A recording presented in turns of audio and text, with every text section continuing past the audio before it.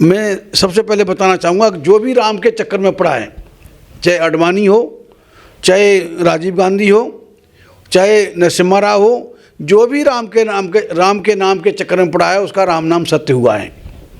आप देख लो कि राजीव गांधी का भी सब कुछ सामने है, नरसिम्हा राव ने वो मस्जिद तोड़वाई तो उसका भी सामने है, और अडवाणी एंड कंपनी ने जैसा कि जो साधु संत आरोप लगा रहे हैं कि 1400 करोड़ रुपया जो चंदा हुआ, जो रथ यात्रा निकली 1992 में, उसको मंडल कमीशन को काउंटर करने के लिए, तो जो 1400 करोड़ रुपया जो चंदा हुआ राम मंदिर के नाम पे, उसको ये सो कॉल्ड राम संगी बजरंगी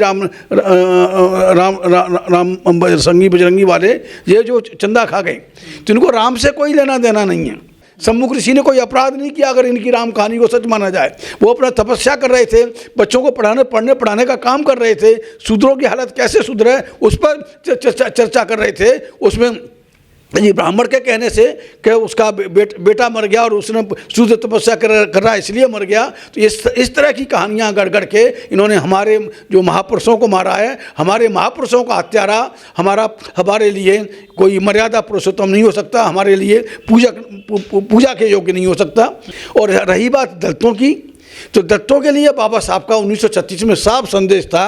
उन्होंने जब महार कॉन्फ्रेंस हुई 1936 में इसमें दादर मुंबई में, तो उसमें साफ बाबा साहब का आदेश था कि आज से हमारे लोगों को हिंदू देवी देवताओं की पूजा नहीं करनी चाहिए, हिंदू तीज त्योहारों को मनाना बंद करना चाहिए और हिंदू धर्म से स्थलों पर जाना बंद कर देना चाहिए।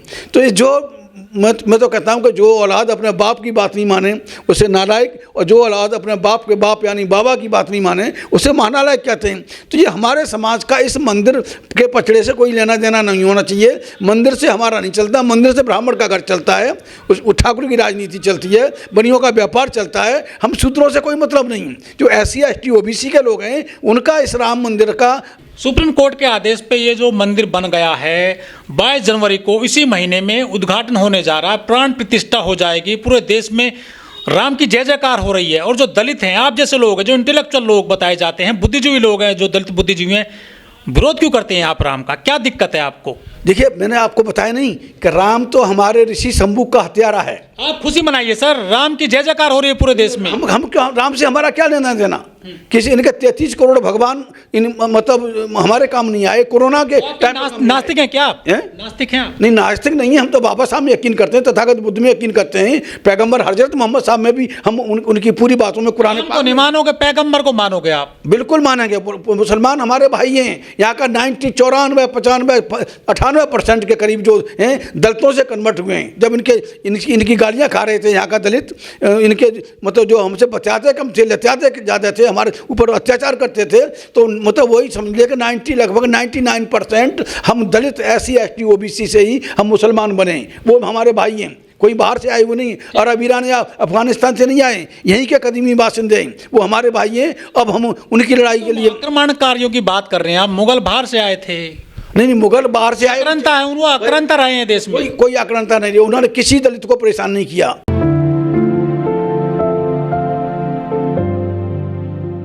देखिए, कम्युनल पॉलिटिक्स करना बीजेपी या सवर्ण हिंदुओं की मजबूरी है कि उनके पास जो रिक्वायर वोट नहीं है, नंबर ऑफ वोट्स नहीं है जिससे कि वो सत्ता में बने रहें।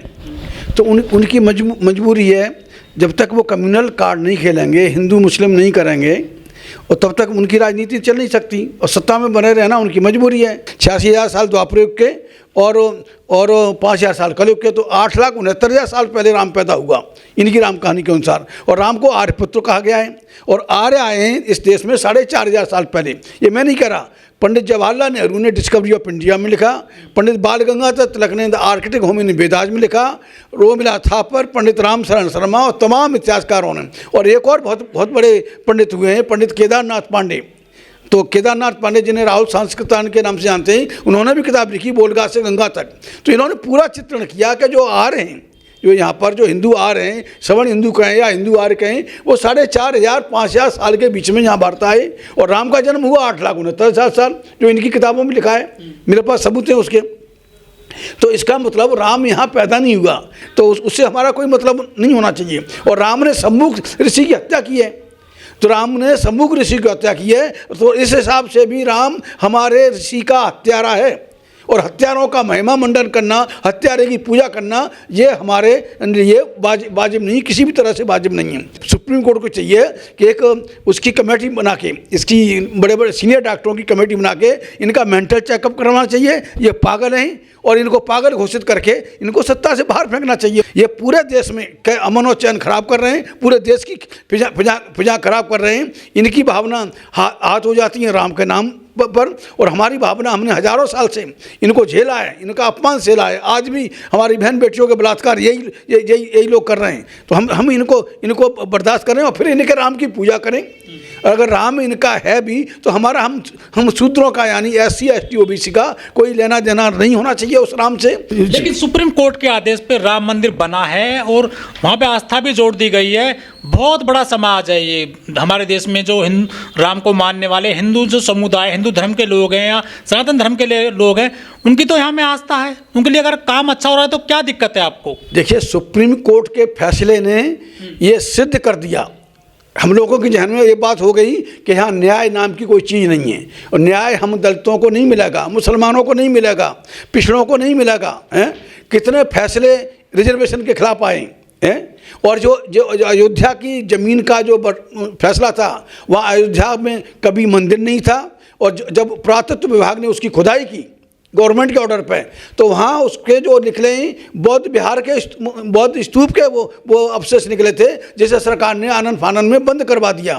तो मंदिर नाम का कोई चीज़ नहीं है। ये तो पुष्यमत शुंग के टाइम पर ये इन्होंने तमाम बौद्ध विहारों को तोड़ के वहाँ मंदिर बनवाए। इस तरह से बदमाशियाँ हुई हैं। देखिए, एक law of adverse property act है, उसमें 12 साल का रिकॉर्ड मांग, कोई ज़मीन खरीदते हैं तो 12 साल का रिकॉर्ड मांगते हैं कि आपके नाम पर है कि नहीं है, और सरकारी ज़मीन पर 24 साल का होता है। अब शायद उन्होंने कुछ बदलाव किया है। तो जो बाबरी मस्जिद थी 400 साल पुरानी थी, ये as per evidence, historical evidence उसमें के अनुसार, तो 400 साल पुरानी बाबरी मस्जिद तो किसी भी तरह से मतलब वो मुसलमानों की जगह थी और किसी की हो नहीं सकती थी। हर तरह से कब्जा मुसलमानों का होना चाहिए था।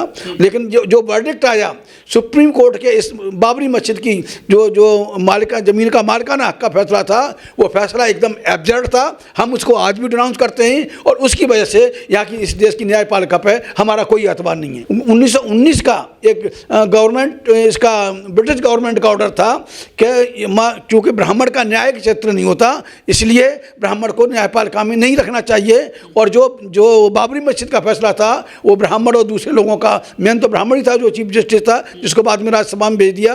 तो इस तरह से करके हाँ, गोगोई जो बलात्कार में उसको फंसाया साले, ये तो बदमाशी करते हैं। सेक्स उनके लिए टैबू नहीं है, हमारे लिए बड़ी परेशानी है। मतलब लाखों मंदिर हैं, एक मंदिर और बन जाएगा तो उससे क्या फर्क पड़ता है? तो और मंदिर के नाम पर लूट हो रही है, और मंदिर की आड़ में ये मंदिरों में देवदासियां होती थी। ये इतिहास बता रहा है, मंदिरों में देवदासियां होती थी, और देवदासियां कौन होती थी? हमारी OBC समाज की वो लड़कियां देवदासियां रखी जाती थी, तो इससे पंडित पुजारी बदमाशियां करते थे। देखिए, मैं एक बात बताना चाहूँगा कि पुरानी बात है, जब शिलादान होना था, वो होना था, कांग्रेस का टाइम था, तो शिलादान के समय पे जो लखनऊ के कमिश्नर BK गुप्ता थे, तो वहाँ का जो परमहंस नाम का जो पुजारी था, मेन ट्रस्टी था, उसने उसके हाथ से शिला लेने से इनकार कर दिया था। कह रहे कि मैं इस वैश्य के हाथ से शिला लूँगा मैं। जब वैश्य के हाथ से शिला लेना अपवित्र था, इन्हें मंजूर नहीं था हिंदुओं को, तो ये जो मोदी है, तो मोदी के हाथ से, मोदी भी जो अपने आप को इसने शूद्र घोषित किया है, OBC बताते हैं खुद को, OBC बताता है, तो इसका मतलब शूद्र है। और शूद्र कैसे उद्घाटन कर सकता है? नई परंपरा डर रही सर देश में, क्या दिक्कत है आपको? ये प्राण प्रतिष्ठा बता रहे हैं, प्राण मतलब ये इनका सोकार्ड भगवान है, बिना प्राण का था, निष्प्राण था। धार्मिक अनुष्ठान होता है as per Hindu law, Hindu की जो रीति रिवाज है उसके अनुसार। अगर कोई राजा मतलब अनुष्ठान करता था, तो उसमें उसके राजा के साथ रानी बैठती थी, बगैर रानी के वो धार्मिक अनुष्ठान पूरा नहीं माना जाता था। और ये कैसा राजा है? इसने संगुल को वहाँ पार्लियामेंट में रखकर, और राजा समझने लगा है तो रानी को भी ले जाकर, जो धक्के खाती फिर रही है, जो इसकी औरत जो धक्के खा रही है, उस औरत को लेके आए। और ये कैसे ब्राह्मण हैं? ब्राह्मण कैसे इससे अनुष्ठान करवा रहे हैं? ये कैसे करवा रहा है? क्यों इसका विरोध नहीं कर रहे हैं? उद्घाटन अभी 2-3 महीने की बात है, अभी वो रामनवमी आ रही है। रामनवमी का दिन अगर इसका राम मंदिर का उद्घाटन होता तो मैं समझता हूँ ज़्यादा बेहतर होता। और ये जाहिर इलेक्शन के मद्देनज़र इसने भगवान को देखिए, ये फोटो में दिखा रहा हूँ, इसमें मोदी से बड़ा मतलब ये राम से बड़ा भगवान हो गया, इनका भगवान एकदम छोटा हो गया, और ये उंगली पकड़ कर अयोध्या ले जा रहा है।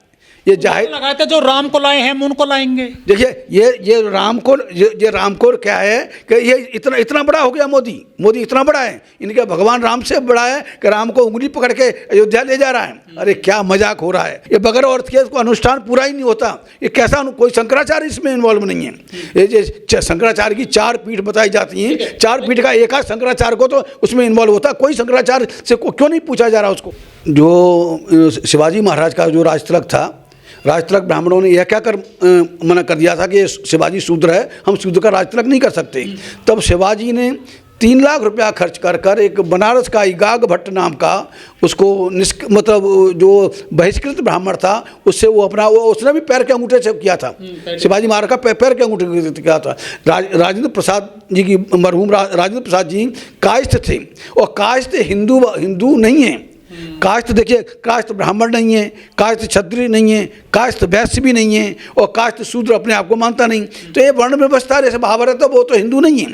तो उस हिंदू लॉ के अनुसार ब्राह्मणों ने जो उनका जो पूजा पाठ करने से, राष्ट्रपति का पद पर जो बैठे तो पूजा पाठ करने से इनकार किया। चलो उनकी परंपरा के अनुसार ठीक है, उनके धर्मशास्त्रों के अनुसार ठीक है। मोदी जी ने वो जो परंपरा तोड़ दी है, अब ब्राह्मणों को करना पड़ेगा, शामिल किया जाएंगे मोदी जी मंदिर के उद्घाटन में। अब तो ब्राह्मण तो अब घर में बैठेंगे, अब तो शूद्र ही घंटा बजाएंगे मंदिरों में बैठ के। पार्टी शुरू हो गई सर देश में, तो बिल्कुल हो गई। ये तो ब्राह्मणों के ऊपर लानत है जो अपने आप को ब्राह्मण कहते हैं, सनातनी कहते हैं, और ये जो इस तरह से करते हैं। अभी जब मोदी गया है ना वहाँ, उसका एयरपोर्ट का उद्घाटन करने के लिए, रेलवे स्टेशन का उद्घाटन करने के लिए, तो वहाँ एक दलित लड़का फूल बरसाने लगा। उस लड़के पता नहीं कैसे आ गया, स्कूल का लड़का था, उसको वहाँ के लोगों ने वहाँ पीट के मारा, उसको पीट के मारा कि ये शूद्र कैसे फूल बरसा सकता है। तो शूद्रों को तो लानत है, उनको मंदिर और उसके नहीं होना चाहिए। बाबा साहब का जो आदेश है कि आज से हमें हिंदू देवी देवताओं की पूजा नहीं करनी चाहिए, हिंदू तीज त्योहारों को मनाना बंद करना चाहिए, और हिंदू धर्म स्थलों पर जाना बंद करना चाहिए, क्योंकि यहाँ SC ST OBC ये मूल निवासी लोग, हम हिंदू हैं ही नहीं। हिंदू मानसिकता के गुलाम है। हिंदू मानसिकता हमारे घरों से कब निकलेगी? हमारे दिल दिमाग और घरों से हिंदुत्व की गंदगी निकालना बहुत ज़रूरी है। इसलिए मैं अपने ख़ास तौर से SC ST OBC भाइयों से मैं अपील करूंगा कि वो किसी तरह इस मंदिर और इसके उसमें न पड़ें, पचड़े में न पड़ें। हमारा मंदिर से कोई लेना नहीं है। हमारे लोग तो मंदिर के बाहर भिखारी होते हैं, ब्राह्मण अंदर मजे मारता है।